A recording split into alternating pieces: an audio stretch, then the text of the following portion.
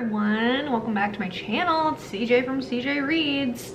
Today we are going to do a book about my most disappointing reads of 2020. I think I'm going to go from least offensive to me to most offensive to me, roughly. I would say 2020 overall was a pretty good reading year. I read definitely more, 3 to 5 star books than I did 2 and under, but there were a few flops for me, and it was either because I didn't have enough context going into the book before I picked it up, like someone recommended it and I just kind of blindly bought it without really considering effectively if I was going to enjoy it, and some I just straight up didn't like. If you liked these books, all good. It's totally a subjective preference if you like consuming something. No shade at all. I'm just maybe a different reader than you. First up, we have Queenie. This was a much beloved book.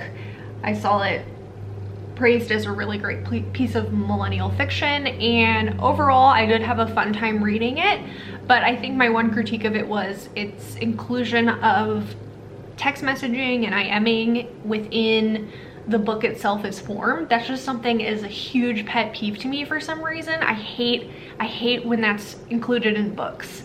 And I haven't really seen a successful way of doing that. I mean, I can see the inclination. Obviously, it's such a huge way that we communicate now. Literally within Queenie, there's like different formatting of the text message conversations, and that just like pulls me out and really irks me for some reason. I also think I'm not a woman living in London, and there is just a little bit of cultural nuances that didn't resonate with me as fully, but that's okay. Next up, Nothing to See Here. So I didn't know what this book was about before reading it. It was one of my library holds, and I don't think I would have picked this book up if I would have read the synopsis of it more carefully. It's essentially a story about caretaking, and these 2 little kids combust and set on fire when they get upset and angry. And there's like some class dynamics and a little bit of like a political scandal cover-up of their condition, but I thought it was like kind of gimmicky and cheesy towards the end, and it was also the only book I brought with me while camping, so I really resented it the whole time I was reading it, because it's definitely something I would have DNF'd, but I had to finish it because it was the only book I brought. I remember reading The Family Fang by the same author years and years ago, like maybe when I was 18 or something, and I really liked that. But I think I've said this before, I think I'm just like getting out of a place where that obvious of magical realism and reading about it is appealing to me, or like speculative fiction maybe is what it is called. I need to know the difference between those more acutely. I'm gonna look that up after this video. Okay, Supper Club. Again, this was marketed to me as like in the vein of Sally Rooney, like young disaster woman who is making her way in the world and getting to know who she is. Love that kind of narrative. I'm a sucker for it. Hello, me. But there's something twee about the writing around visual art and taking up space and the consuming of food as a resistant act that sometimes felt like a little fat phobic to me, or not, or like the writing wasn't super considered or nuanced about people who are living in larger bodies, who it's not an act of resistance, just body neutrality and how their body is. I also thought the depictions of like the performance art in here were really cheesy. I did not like them. I did not like them. Next up, we have A Burning, which was a very hyped book, I feel like, in 2020. It's a kind of a piece of political fiction set in India. And my main critique of this book is there wasn't enough character development for me for being such a character-driven story. I really loved reading about, I think their name was Lovely, one of the characters in this book, but everyone else didn't feel super developed or nuanced to me, and I guess I was craving that. This fell flat for me for sure. Next up, Song of Achilles.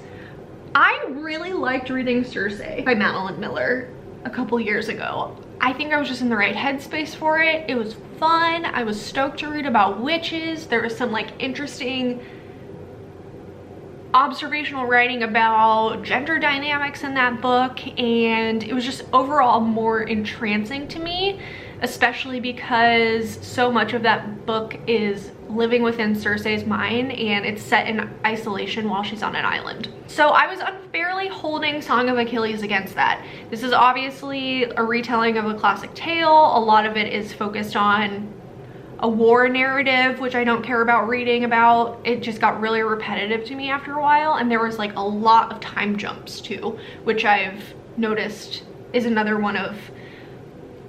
like narrative pattern that I don't really enjoy when it pops up in books. So Song of Achilles, not for me. Miracle Creek, I did not like this book.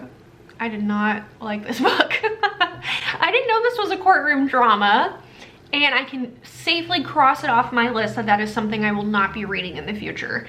This was a constant shifting of narrator between each chapter where you got to figure out there was a crime that took place and it was basically a whodunit. It was stressful to read. It was very fast paced. I didn't think the writing was super strong, and overall I've learned that like a really plot driven book like this is probably not going to make it onto my faves list. So I'm glad I read it because I understand that about myself more. Lastly, we have The Great Believers. This is one of the first books I finished in 2020, and this is tricky to talk about, but my main point of contention with this book is I feel like this narrative about the Chicago AIDS epidemic should have come from an Own Voices queer writer, and it wasn't, and at times it felt really exploitive to me and kind of excessive on trauma narratives. It's another good lesson to me to maybe do a little bit more research on authors' backgrounds before I blindly pick up a book. And I don't like a dual timeline narrative. I don't like a back in the 80s, here in the present day talking thing. Like, it's too plot driven for me, if that makes sense. It's too